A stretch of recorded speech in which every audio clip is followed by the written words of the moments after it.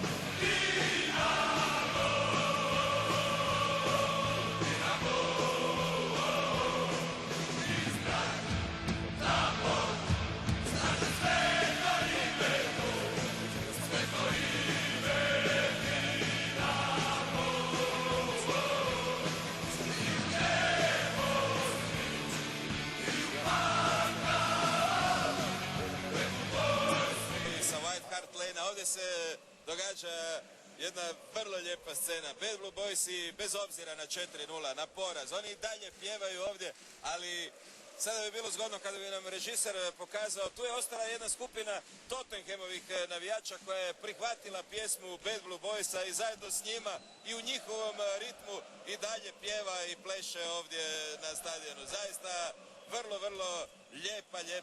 navijačka scena ovdje u Londonu.